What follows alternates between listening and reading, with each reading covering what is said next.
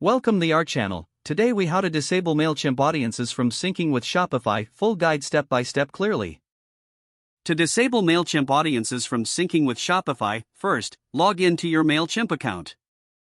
From your dashboard, navigate to the Audience tab located in the main menu. Select the audience you want to manage from the drop-down list. Next, click on Settings in the Audience dashboard.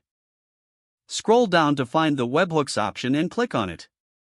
Here, you will see a list of active webhooks associated with your audience. Identify the webhook that is linked to your Shopify store.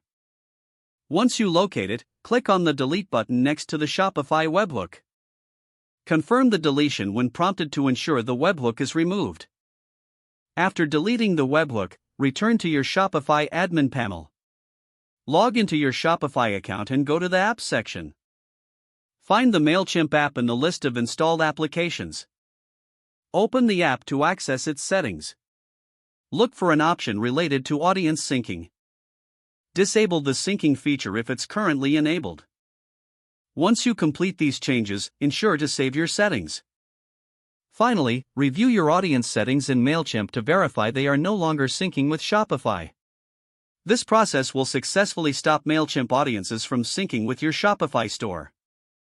If the page does not load, refresh the browser or try again in a private or incognito window. Make sure you are using the correct email address, then retype it carefully to avoid small typos. If your password is not accepted, use the reset option and create a new strong password you can remember. Check your spam folder for verification or security emails, then complete any requested confirmation steps.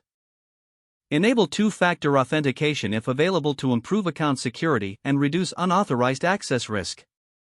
After signing in, review your profile details so your contact information and settings are accurate and current. If you see an error message, note it down and try again after restarting your device and internet connection. Log out when you finish, especially on shared devices, to keep your account and payment information secure. If the page does not load, refresh the browser or try again in a private or incognito window. Make sure you are using the correct email address, then retype it carefully to avoid small typos. Don't forget to like this video and subscribe to our channel for more step-by-step tech guides.